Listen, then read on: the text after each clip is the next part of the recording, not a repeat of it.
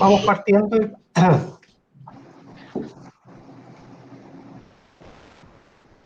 Bien, buenos días. Vamos a dar inicio a la última reunión clínica de este año. No a la del ciclo porque continuamos durante enero. Bueno, la última reunión de este año trata del tema del año, del COVID-19. No podía ser de otra manera, nos habría gustado que hubiese sido distinto, pero estamos en esto, estamos con el COVID, estamos aún con la incertidumbre. Ha pasado un año, exactamente un año, desde que por primera vez se dieron las primeras señales en China de que había un síndrome respiratorio agudo severo. El 31 de diciembre, por primera vez se notifica por la OMS. Y de ahí en adelante viene una vorágine de información respecto de esta nueva enfermedad de la cual hace un año no teníamos idea de nada. Y durante el transcurso de este año hemos tenido que ir aprendiendo de esta enfermedad y de este virus. La información ha sido múltiple, sigue siendo todos los días saliendo información de todo tipo. Hemos vivido un año y nosotros particularmente los últimos 9 meses de una experiencia de tener que vivir la incertidumbre de esta enfermedad sin saber lo que viene ni para dónde va. Y si bien es cierto, hemos ganado conocimiento y experiencia, aún nos falta mucho por saber y probablemente por experimentar. Hemos aprendido hartas cosas. Hemos aprendido que nosotros los pediatras que este virus afecta a los niños menos grave que a los adultos, pero también hay complicaciones, también hay mortalidad. Hemos aprendido que la principal fuente de transmisión es la respiratoria, por gotitas, pero también pudiera ser por aerosoles, lo cual refuerza las medidas de distanciamiento físico, el uso de mascarillas, lavado de manos, ventilación de ambientes cerrados. Hemos aprendido hartas cosas y la reunión de hoy precisamente pretende mostrar cuál ha sido nuestra experiencia local en el hospital con los pacientes hospitalizados. En la llamada zona COVID. Zona COVID que en un comienzo podía producir varias sensaciones en todos nosotros. Zona COVID que vivió o ha vivido la hospitalización de más de un centenar de pacientes. Zona COVID que ha tenido que adaptarse a los nuevos conocimientos, a las nuevas experiencias, a cambios permanentes en protocolos, etc. Zona COVID que estuvo conformada por la unidad de agudo indiferenciado, la unidad de pensionado, el servicio de urgencia como la primera puerta, y también la unidad de salud del trabajador. Es por eso que hoy esta presentación la hacen en conjunto la señora Blanca Flores, enfermera, jefe del CR de urgencia y supervisora de la unidad de agudo indiferenciado, y la doctora Bessie Hunter, jefa del CR de urgencia y también médico a cargo de la UST. Muchas gracias a ambas por haber preparado esta presentación y inicia la conferencia la señora Blanca Flores. Muchas gracias, doctor. Quiero confirmar primero a ver si se escucha bien. Está bien. Se escucha perfecto. Muchísimas gracias. Bueno, ante todo, agradecerles la oportunidad de poder estar acá, presentar nuestra experiencia y de alguna forma también transmitir el sentir de muchas personas y de muchos de nosotros. La verdad es que la presentación está estructurada en base opiniones de distintos actores que participamos dentro de todo este proceso, que por lo menos para nosotros se inició en enero. En enero, la última semana de enero, para ser un poco más específica, también de alguna forma tratar de transmitir no tan solo cifras de lo que vivimos, lo que nos tocó, digamos, presenciar durante estos 9 meses, o ya 12 meses en el caso desde el inicio si lo consideramos, también en el fondo un reconocimiento para todas estas personas de todos los estamentos que estuvieron presentes, así que esto no es una presentación individual, es una presentación colectiva, en que hay muchas opiniones, todas respetables y todas dignas de ser explicadas a ustedes. Así que bueno, sin más que decir, partimos. ¿Cuáles eran las expectativas que nosotros teníamos? La verdad es que teniendo en consideración que la principal información que nosotros teníamos era lo que se nos venía desde Europa, desde el continente asiático, etcétera, la verdad es que había como hartas expectativas bastante negativas, como, bueno, que íbamos a sufrir colapso, íbamos a tener muchos fallecidos, iba a haber cierre de fronteras, falta de insumos, falta de camas, contagios intrahospitalarios, por mencionar algunos.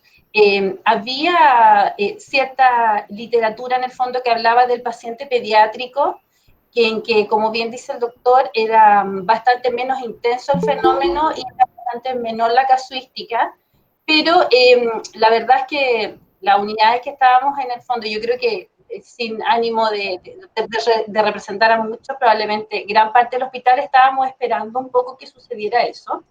Además, esto estaba influido por las señales que estábamos recibiendo en el fondo, y para ser como bien honesto, tenía que ver un poco con las señales mediáticas, las redes sociales.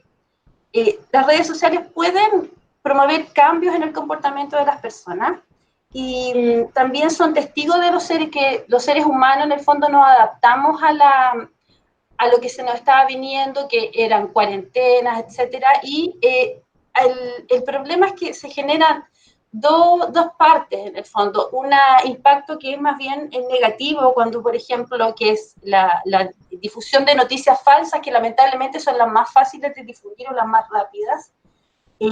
También había una gran cantidad de información que estaba expuesta a través de redes sociales. Teníamos también una preparación previa en que se habilitara un espacio privado con un gran número de camas, que eran camas básicas para poder recibir pacientes. Entonces, como ustedes pueden ver, lo que en el fondo la información que nosotros estábamos manejando era bastante alarmante. ¿Qué es lo que estábamos empezando a sentir entonces? Bueno, incertidumbre, porque la información llegaba a medida que se iba como descubriendo, la comunicación no era tan fluida y además no se sabía mucho.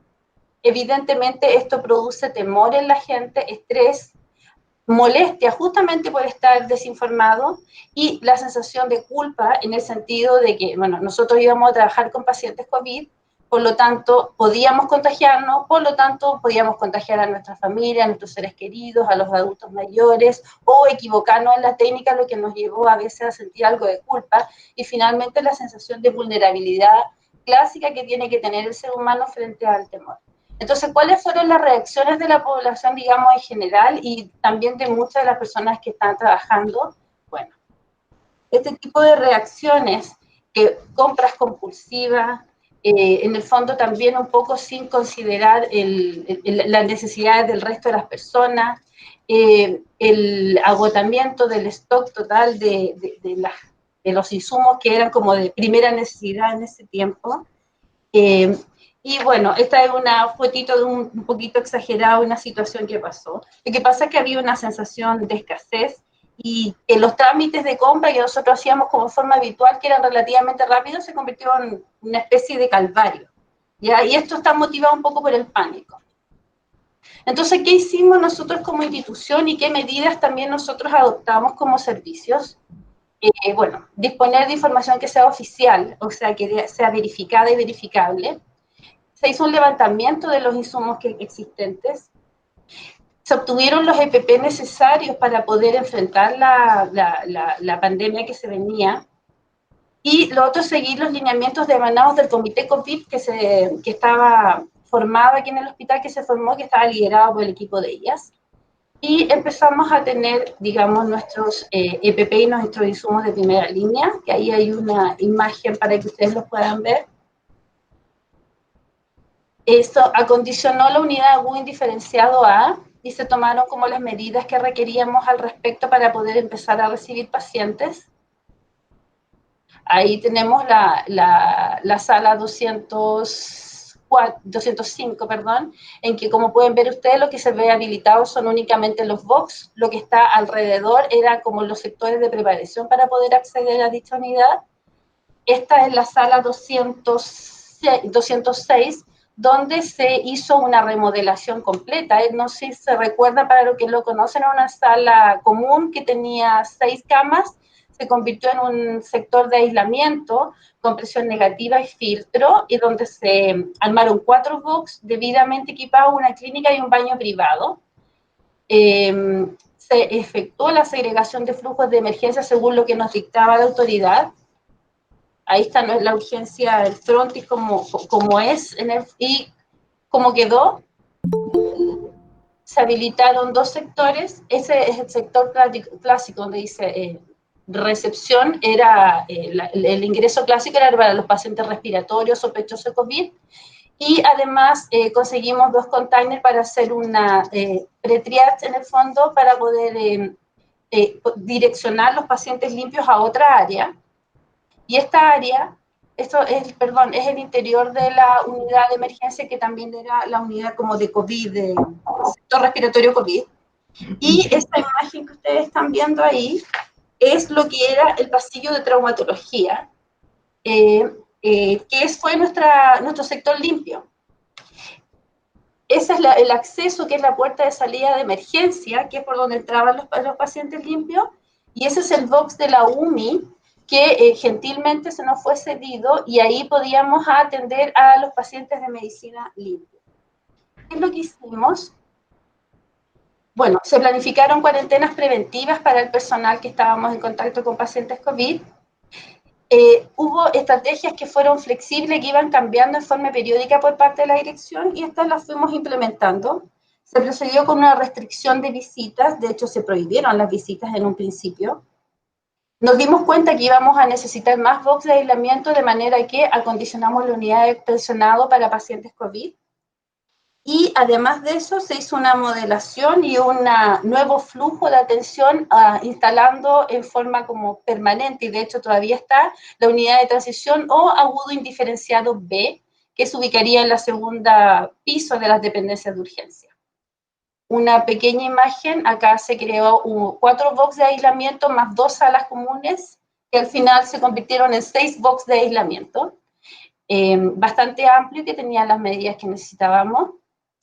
Y bueno, ¿qué es lo que nosotros vivimos como en cifra? Las estadísticas que les estoy presentando, que es bastante somero, de mayo a noviembre, donde tuvimos 169 ingresos hospitalarios con diagnóstico de COVID. Junio y julio evidentemente concentró el mayor número de casos, que fueron 94. De nuestros pacientes, 20 tuvieron diagnóstico de PIMS. En julio se concentró la mayor cantidad de pacientes con PIMS, y los PIMS que cursaron con falla orgánica correspondió a un total de 8 pacientes. Otra cosa importante de mencionar es que de los pacientes, del total de egresos de pacientes con COVID, el 22% de ellos tenía comorbilidades. El 11%, que corresponde a esos 20 en el fondo, cursaron con la complicación PIMS, y los pacientes, esos 8 mencionados que cursaron con falla orgánica, correspondían al 4,7% de los egresos. Y ahí está la fuente para que puedan citarla. Y bueno, lamentablemente tuvimos que también lamentar el fallecimiento de un paciente, que fue el único en el fondo del cual tuvimos este deceso, y que fue muy, digamos, sentido obviamente por nosotros como equipo, por el hospital como equipo, ¿ya? Y esto nos lleva en el fondo a empezar a pensar en el futuro, y qué es lo que aprendimos en primera instancia y qué es lo que tenemos que recoger en el fondo para el 2021. Y es aquí donde tenemos impresiones bien importantes de nuestro equipo de trabajo y me gustaría compartírselas. Primero, aprendimos mucho de lo que no sabíamos nada. También aprendimos que teníamos que informarnos de fuentes que fueran fidedignas. También corroboramos la información que nosotros sabíamos que existía, que era que se enfermaban niños de todas las edades, la enfermedad COVID era menos frecuente y era menos grave, y bueno, de todas maneras, se podía complicar e incluso fallecer. También nos dimos cuenta que la información cuando se comparte debe ser veraz, oportuna y si lo compartimos a la mayor cantidad de funcionarios disminuimos los niveles de estrés. Lo otro importante que me gustaría mencionar es valorar lo que es la intervención del equipo de UST, especialmente de apoyo psicológico. En el caso de la unidad agudo indiferenciado, nosotros, el equipo de psicólogas de la UST nos hizo un acompañamiento porque hubo un momento en el desarrollo de la pandemia que si bien es cierto, la exigencia laboral no era tanta, las personas estaban tan preocupadas que empezaron a sentirse cada vez más agobiadas. Y en esos momentos nosotros pedimos el apoyo de la UST, de la psicóloga, hicimos una videoconferencia y la verdad es que tuvo un impacto sumamente positivo en el personal.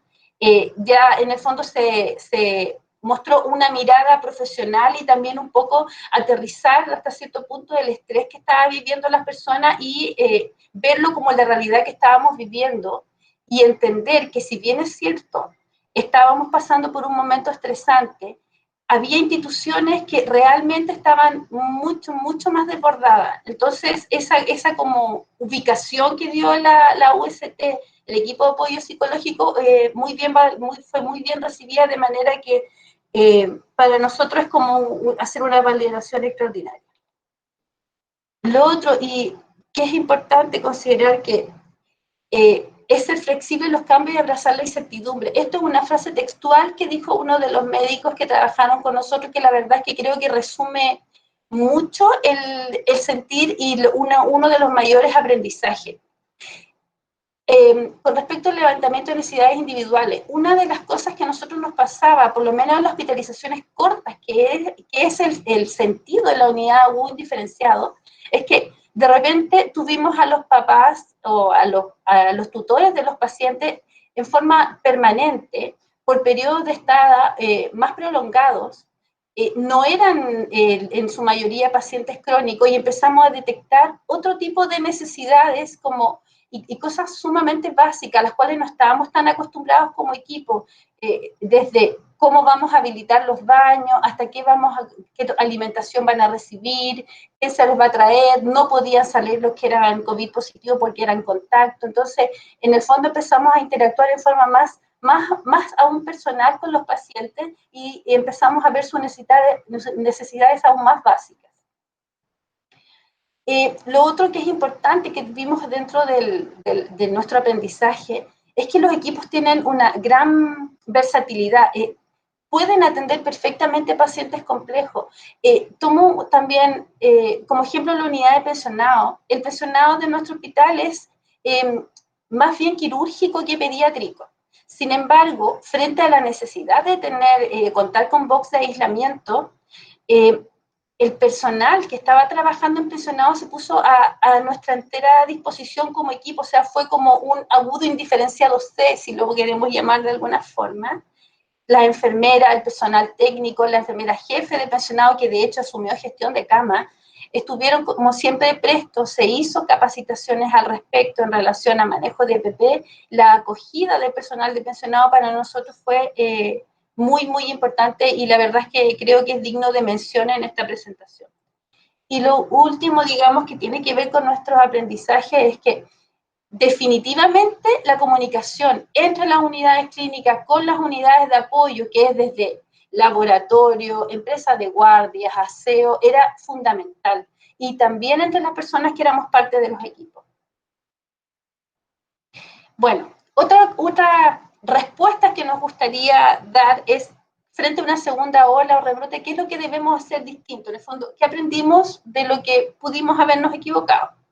Primero, una de las cosas importantes era mantener la calma, ¿ya? Producto de esto que les mencionaba en el principio de esta presentación, quizás un poco la exposición mediática, se desbordaron un poco los ánimos y las personas estaban bastante estresadas. Entonces, una de las cosas como meta 2021, ya que tenemos esta experiencia vivida, mantener la calma.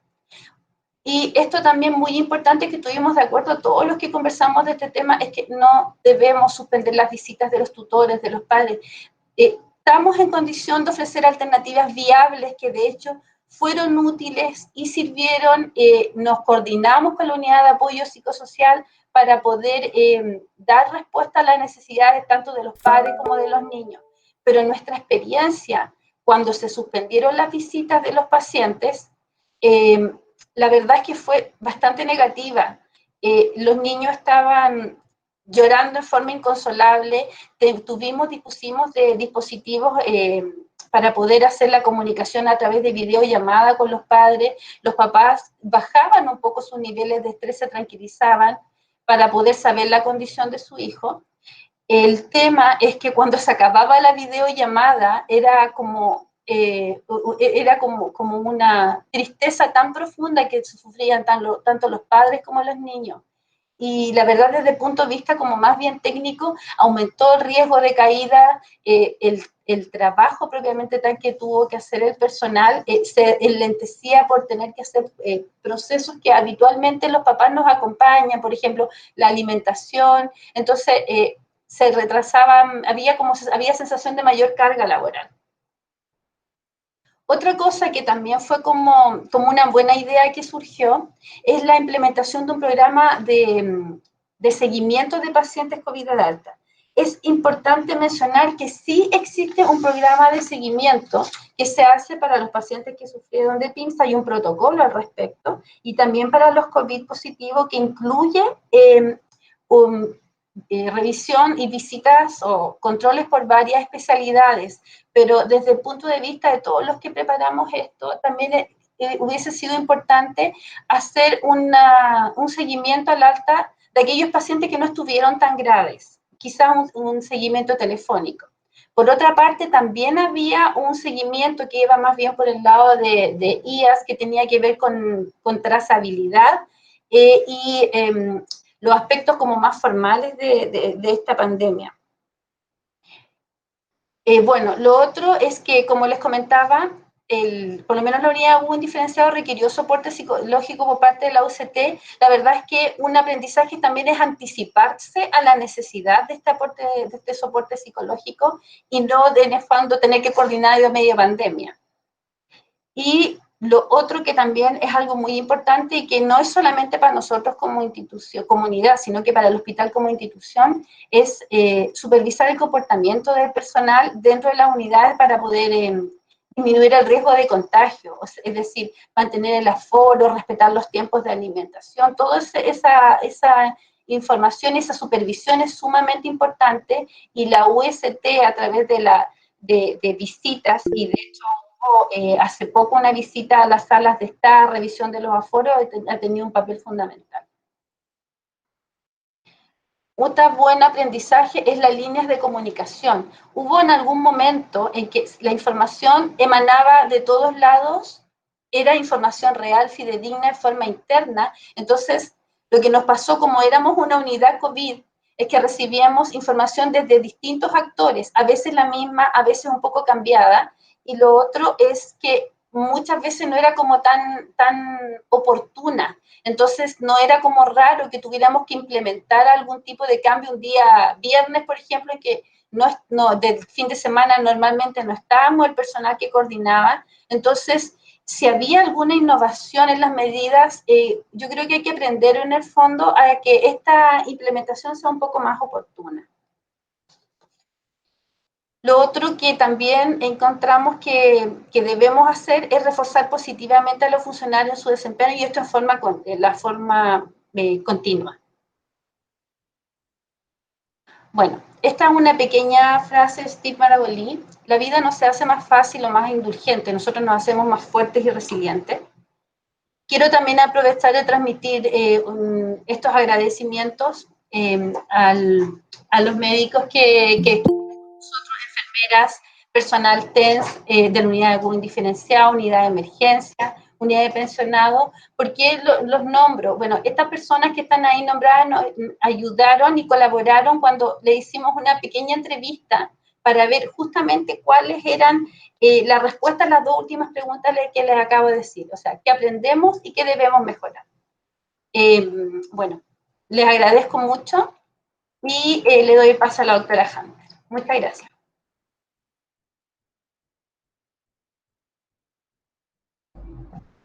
Jorge, tú diriges, no sé si sigo de inmediato o hay preguntas entre medio.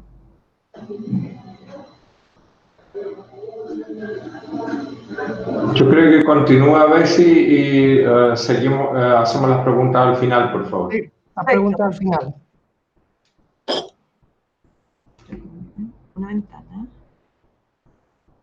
Esta, la aprieto, compartir, y me voy ahí. Ahí.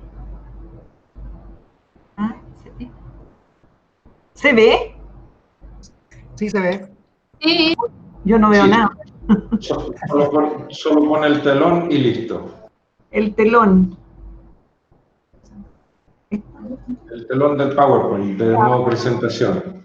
Eso. Pero yo no la veo.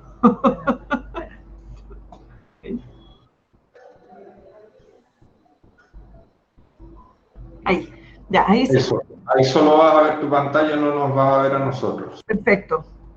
Bueno, la pregunta que se quiere responder en esta reunión clínica de todo este año, que la palabra más usada fue coronavirus, de acuerdo a las encuestas que hicieron los medios de comunicación, está vista desde mi punto de experiencia laboral en la UST.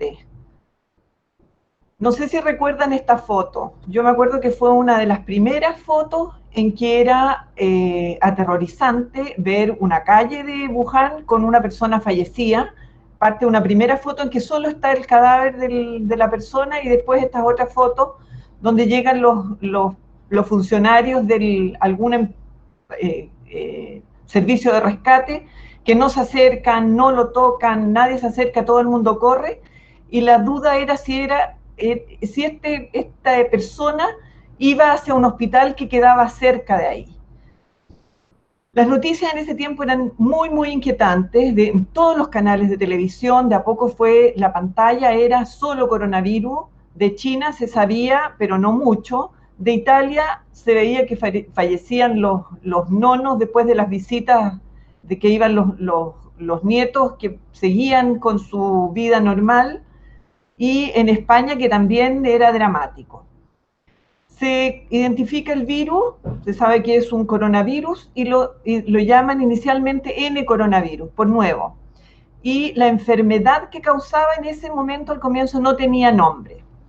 La OMS empezó a divulgar los conocimientos respecto del cuadro clínico, que era un virus zoonótico, toda esta historia del pangolín y toda la cosa que lo hemos escuchado miles de veces, pero que ya en realidad en este minuto ya no tiene importancia para nosotros, la forma de transmisión, el manejo, etcétera, etcétera. Aparecieron definiciones de caso sospechoso que fueron variando a lo largo de los meses. Había cada tanto tiempo una resolución del MinSal en que decía que caso sospechoso era, ya no importaba tanto si venía o no de fuera del país, como fue al comienzo, y fueron apareciendo los síntomas que pudieron ser más o menos identificados, pero que son súper inespecíficos.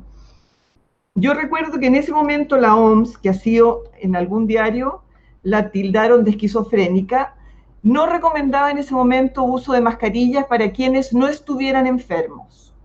No sé si ustedes se recuerdan.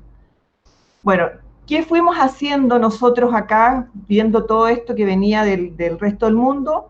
Repetidas reuniones presenciales, que esas fueron las últimas que tuvimos, para prepararnos para enfrentar los casos que pudieran aparecer. Nosotros no veíamos diferencia entre pacientes adultos y pacientes pediátricos para esa fecha. Hubo un primer reporte donde habían algo así como 78 niños y uno que tenía algún tumor había fallecido en China y no había muchos más reportes de niños. La OMS el 11 de marzo declara que esto es una pandemia por este virus y en ese momento yo creo que tuvimos mucho más inquietud. Junto con esto aparece el primer caso en Chile, un médico de la región del Maule que regresa de la luna de miel en marzo, hace una reunión familiar de bienvenida y comienzan los casos en el país. Si uno quisiera ver la trazabilidad de cómo partió, yo creo que debiera situarse ahí en la región del Maule. Se sabe entonces que el mecanismo de transmisión es por gotitas y por contacto, todavía está dudoso si es por aerosoles o no, aunque algunos dicen que sí, y se recomienda el uso de protección. En ese momento decidimos que nosotros que somos la puerta de entrada de los pacientes al hospital, hacer uso de mascarilla y de escudo facial en el personal de la urgencia. Eso hubo un gran revuelo, hubo pánico en el resto del personal y hubo una recomendación de no usar. Ahí yo creo que empezamos con las primeras dificultades en la transmisión de la información. El 23 de marzo comienza la definición del EPP que vamos a usar, entre IAS lo hacen y gestión del cuidado. Y ahí queda establecido qué es lo que se va a usar en la atención de los pacientes. En ese periodo, a mí me cambian a la UST y empezamos la atención en la UST el 30 de marzo, con preguntas que en ese momento me hacía yo y con algunos otros médicos de acá: ¿será ético hacerlo? ¿Habrá responsabilidad legal? ¿Hasta dónde llegar en el manejo? Y esa respuesta la tengo al final.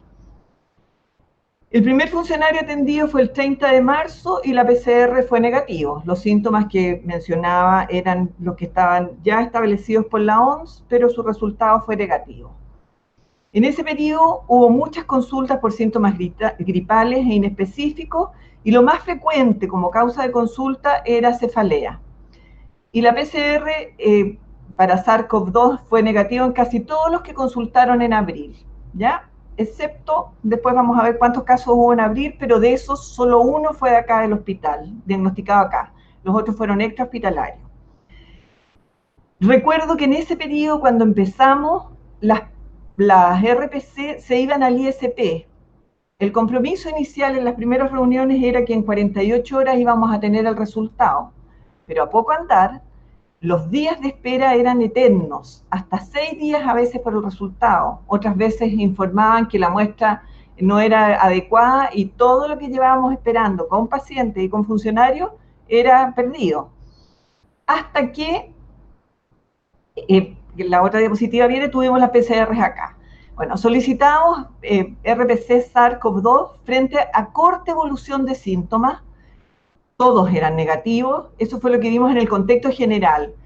Y como persistían con síntomas, consultaban extra UST, fuera del sistema, fuera de lo que teníamos montado acá en el hospital, y hubo salida de labores del personal que no estaba cursando cuadro de COVID. O sea, ahí ya empezamos con las licencias médicas sin tener una base realmente justificada. Hasta esa fecha, en el imaginario, el SARS-CoV-2 era prácticamente igual al ébola. Y fue lo que fuimos aprendiendo a través de las noticias y con la experiencia de acá, que no es así, ¿ya?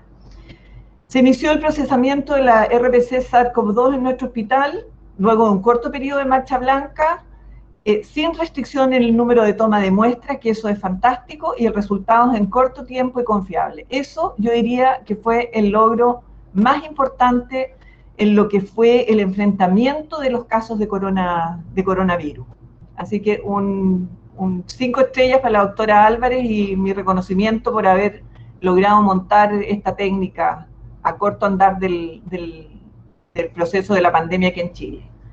Se creó un protocolo de manejo de los funcionarios sospechosos y diagnosticados con COVID-19, que nos dimos cuenta que era bastante adecuado, que nos sirvió mucho, que sirvió para calmar a mucha gente, y nos permitió hacer un manejo de las licencias, de los confinamientos, de los contactos estrechos, de los contactos laborales.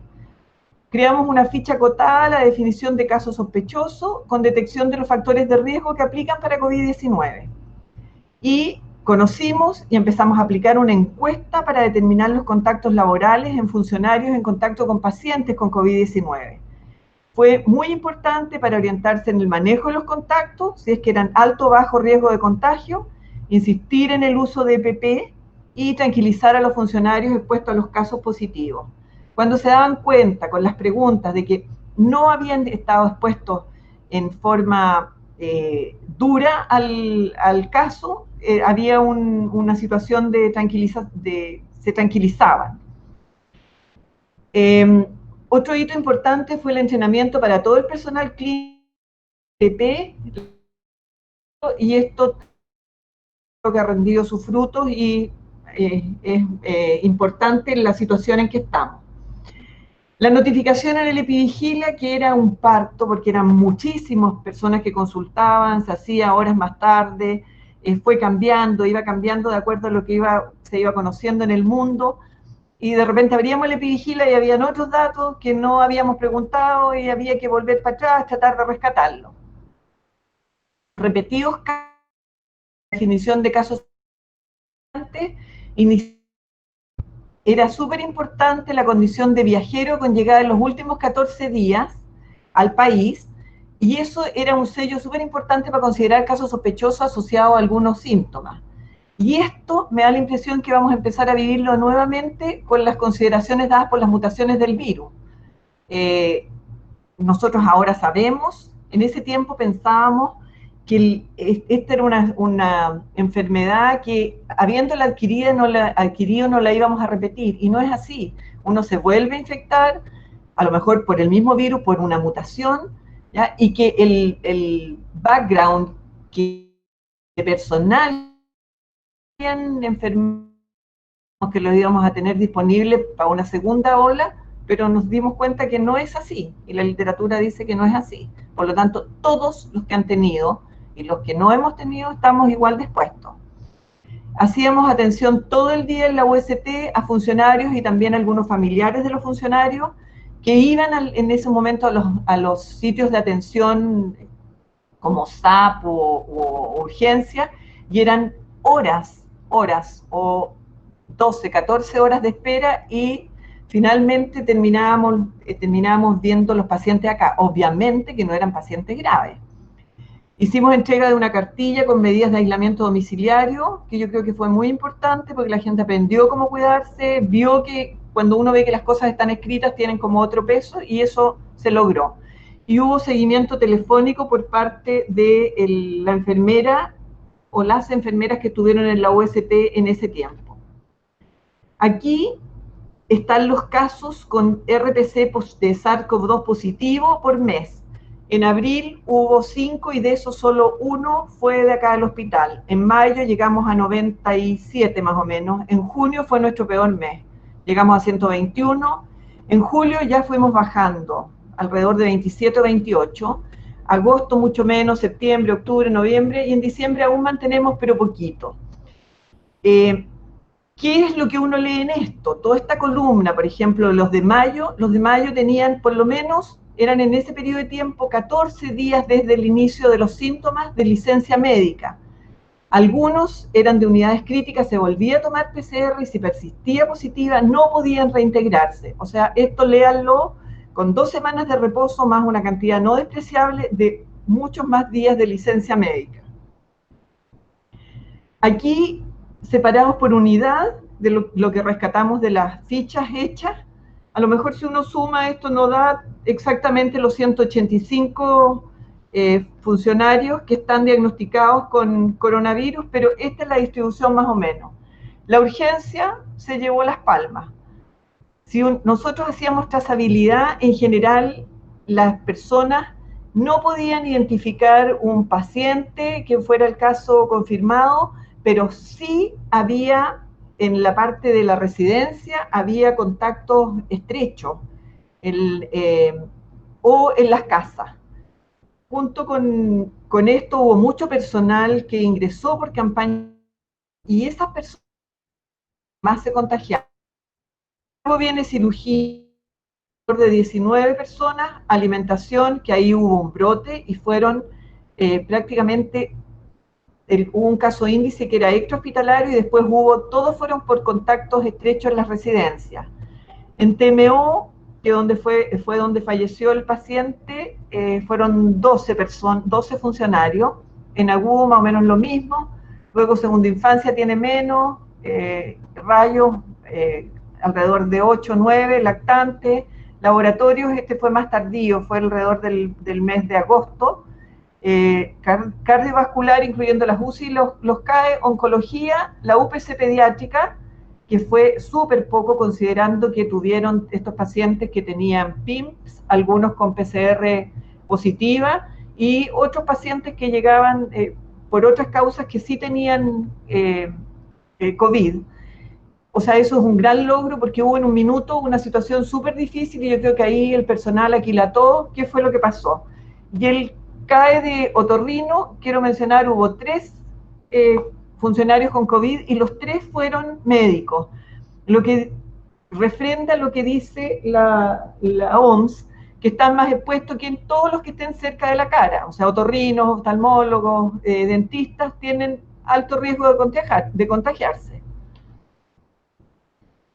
¿Qué hemos aprendido? Que la o el COVID, como dice la literatura, es indistinguible por síntomas de otras etiologías virales. Es importantísimo tener la detección viral, que fue lo que nosotros logramos acá en el hospital, y eso nos cambió la perspectiva. Y esto es súper importante para las cuarentenas y el aislamiento de los pacientes, aislamiento con un respaldo, ¿ya? Porque en realidad el saber que uno tiene coronavirus tipo 2 no aporta en el manejo del cuadro. Solo lo que nosotros sabemos es que tenemos que tratar las complicaciones. Y el cuadro clínico solamente cuando es leve, que es como está descrito en la literatura, que nunca nos contaron al comienzo que la mayoría de los casos eran leves, sino que nos mostraban todas estas imágenes espantosas, se manejan sintomáticamente. Alrededor de 6 funcionarios en total, puede que me falte 1 o 2 que fueron diagnosticados fuera del hospital, requirieron hospitalización por insuficiencia respiratoria. Ninguno estuvo crítico. Un colega médico de acá, yo diría que fue el que estuvo más grave, fue manejado fuera de Santiago y tal vez en eso influyó cuando conversábamos cómo lo manejaron. Puedo contarles que cuando preguntan y nos hacen control de temperatura aquí al entrar, que esa instancia tiene otro valor, el control de temperatura de la entrada, muy pocos casos presentan fiebre desde el inicio del cuadro y es muy raro que se acompañe de coriza. Creo que de los diagnosticados hubo 3 que tenían coriza. El resto, uno pudiera decir que este cuadro es un cuadro sin exudados respiratorios. Y la presencia de tos seca al momento de consultar es muy orientador de COVID-19. ¿Qué otra cosa aprendimos? Que hacer la PCR muy precozmente, con pocos días de evolución, empezaron y a las 2 horas hacíamos la PCR, no nos orientaba, muchas veces nos daba negativo y teníamos que volver a repetirla por persistencia de los síntomas o porque aparecían otros síntomas al 3.º o 4.º día, ¿ya? Antes de ese periodo de 3 días de evolución del cuadro, con síntomas que son inespecíficos, tenemos alta probabilidad de que la PCR sea negativo. Esto comparando con casos que después viraron a positivo, ¿ya? El aislamiento debe ser precoz en todos los casos con cuadros gripales. No sabemos si eso no es coronavirus o COVID-19. En los pacientes que presenten más de 2 síntomas según la definición de la OMS. Por lo tanto, funcionario que consultaba con síntomas gripales tenía que irse a aislamiento, esperábamos el periodo prudente para hacer la PCR y de acuerdo a eso, si no tenía un contacto estrecho identificado, nosotros podíamos decir que no era coronavirus y eso lo fuimos comprobando con la evolución posterior. El aislamiento precoz en todos los casos, como dije, según la definición de la OMS, al hacer trazabilidad, alrededor de un 80% de los funcionarios que enfermaron eran contactos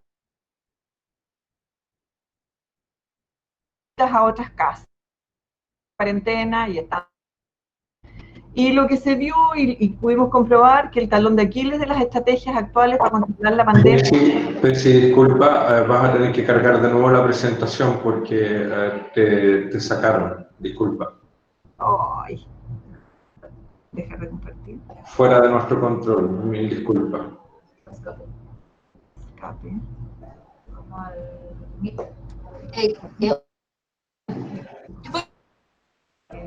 Aquí. Ah, el doctor Fuentes. El doctor Fuentes entró y aparece como una presentación. Por favor, doctor. Sí, vamos a tratar de sacarlo. Ahora sí, Bessie, por favor, carga la presentación nuevamente. Mil disculpas.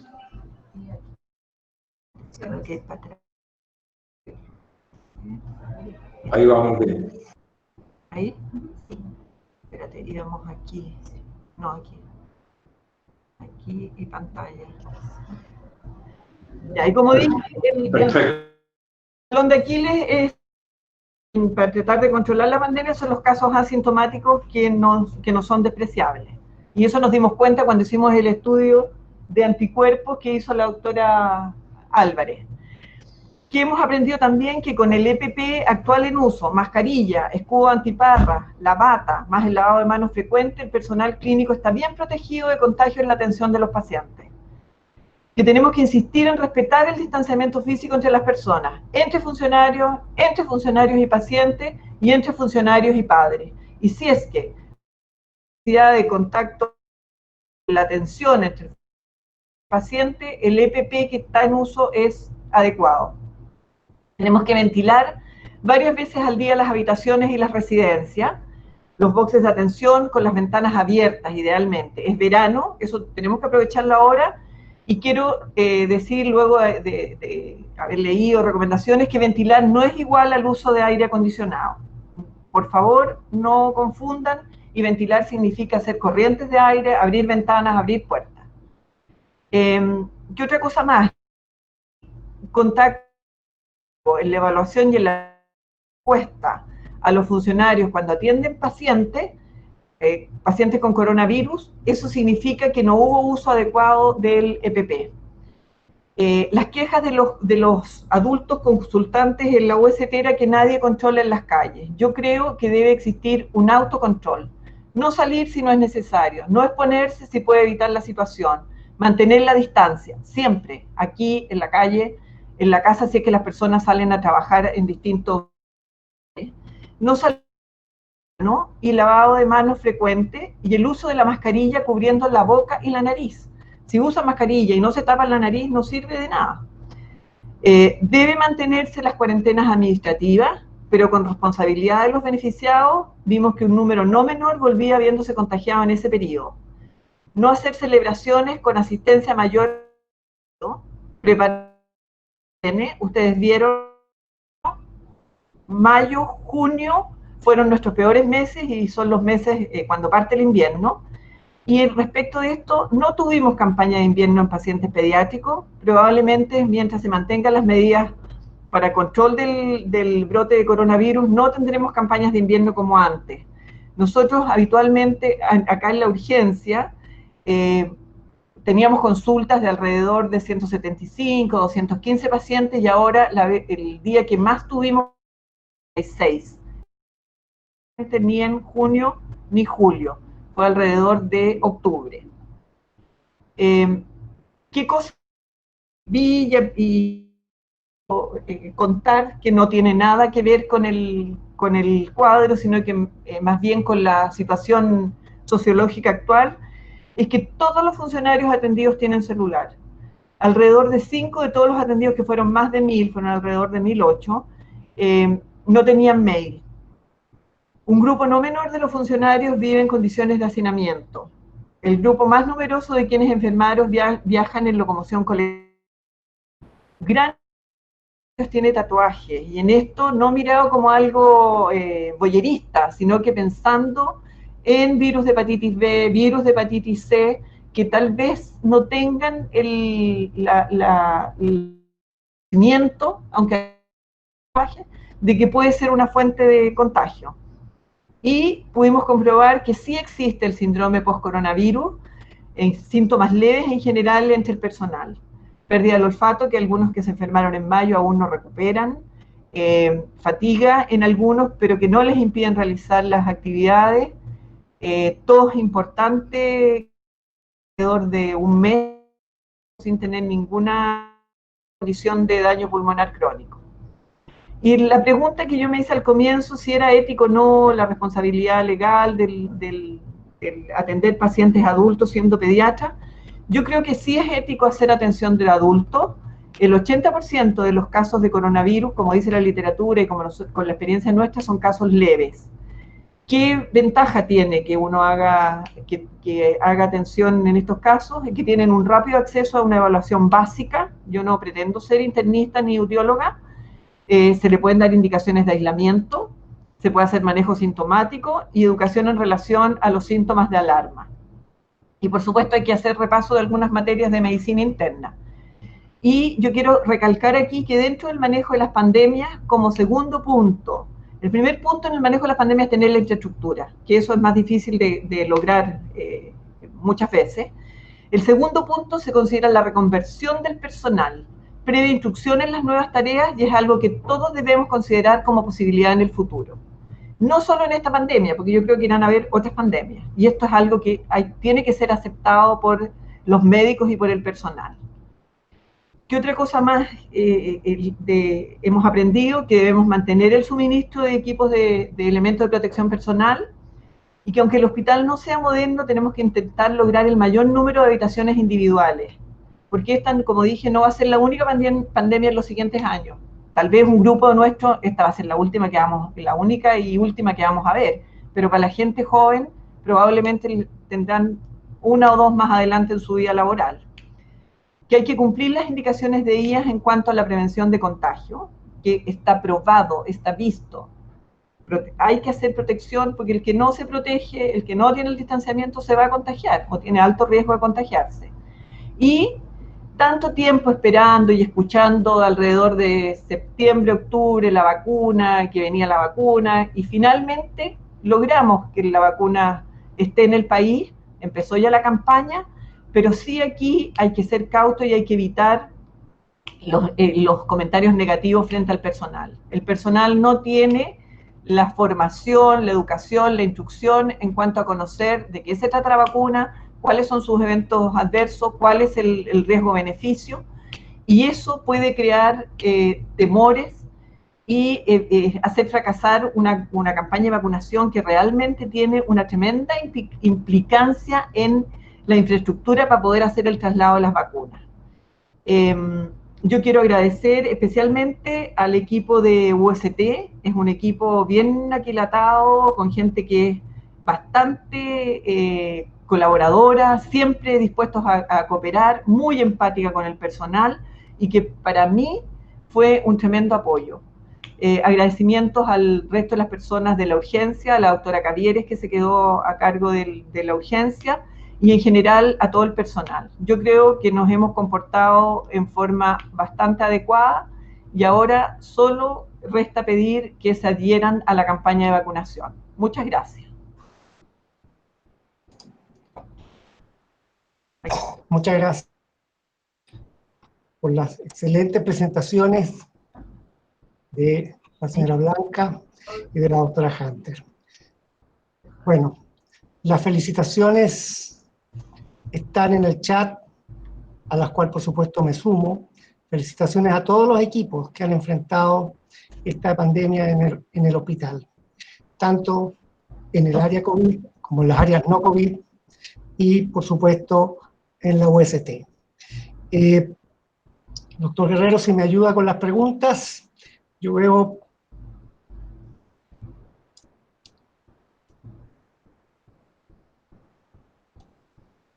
Ahí aparte de las felicitaciones, veo la pregunta de la doctora Rojo, que en buena parte fue respondida, pero para recalcar algunos conceptos. Dice, del total de funcionarios contagiados, ¿qué porcentaje fue contagio fuera del hospital? Y a eso sumo la pregunta de que, si bien es cierto, de los funcionarios la mayor parte de los contagiados fueron de urgencia, probablemente la explicación no está en que ellos están más expuestos a los pacientes contagiados. Doctora Hunter. Mira, en realidad el porcentaje no lo tengo, pero puedo decir que tuvimos un funcionario que hubo dudas, en realidad, que fue en la UPC pediátrica, que se había contagiado con el paciente que falleció, nuestra gran Yaya. Solamente esos en la parte profesional. El resto de funcionarios que se contagiaron fueron más bien social, fueron acá en las residencias sin mantener el distanciamiento físico y muchos otros en sus casas, pero de pacientes. Y una doctora de acá que yo creo que se saturó el ambiente donde estuvo con una madre y 2 niños dentro de un box sin ventilación, que eso prueba que hay que ventilar. Yo diría que esos 2 que puedo identificar, o sea, es un porcentaje bajísimo, doctora Rojo. Yo tengo una deuda con esto, tengo todos los datos en computador y tengo que sacar los porcentajes, pero puedo identificar eso. El brote que hubo en alimentación fue porque tomaban desayuno juntos y se juntaban en los momentos de descanso cerca, en espacios en que sobrepasaban el aforo.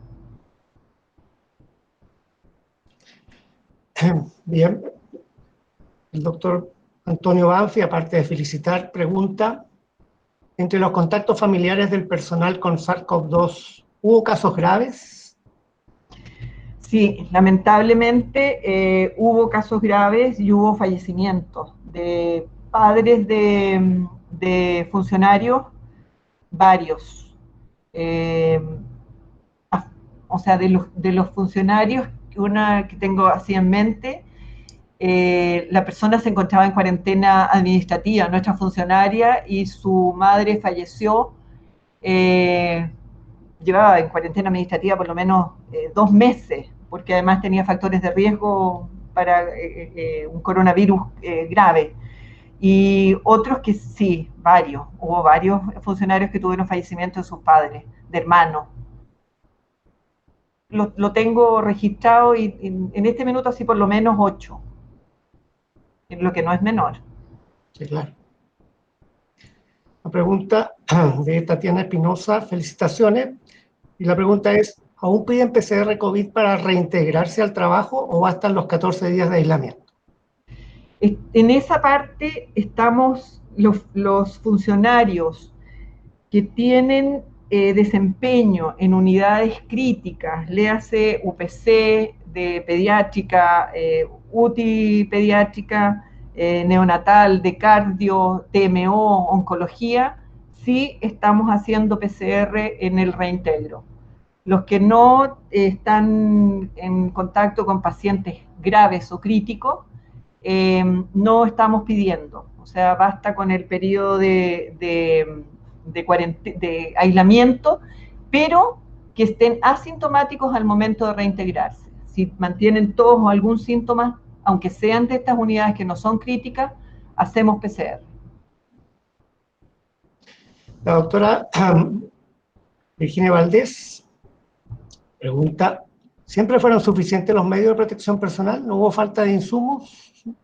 En la parte de UST yo puedo responder por mí, no, nunca tuvimos falta de insumos, y lo otro yo creo que puede responderlo Blanca.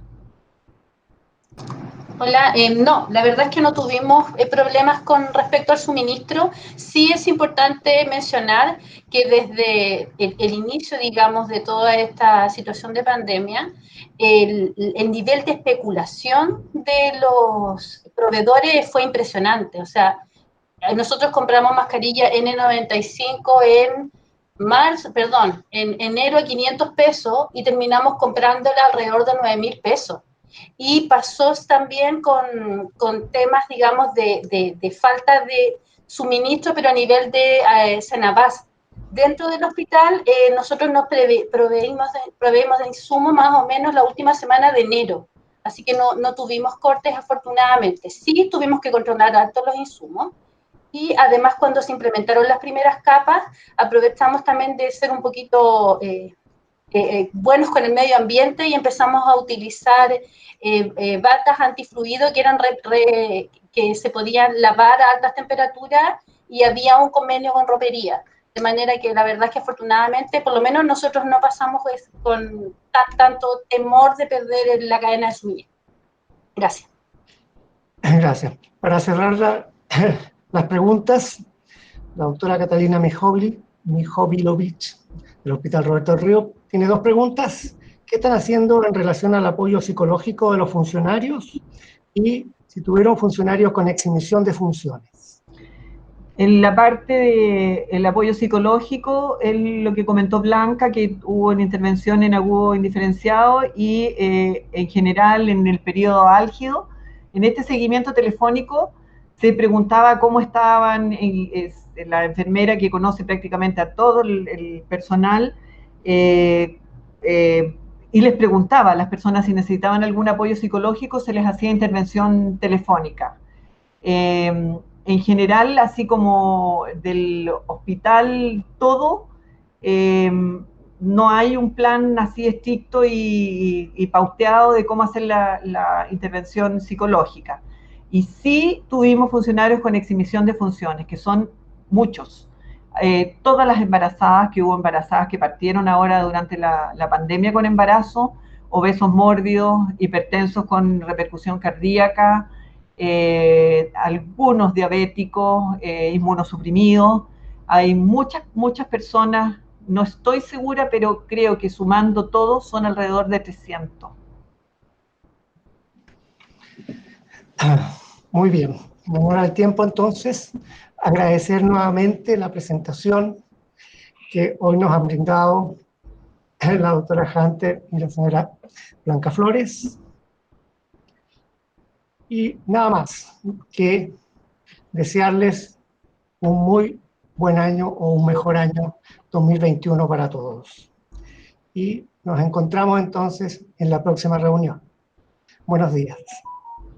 Buenos días, gracias. Buenos días, muchas gracias. Muchas gracias, excelente reunión.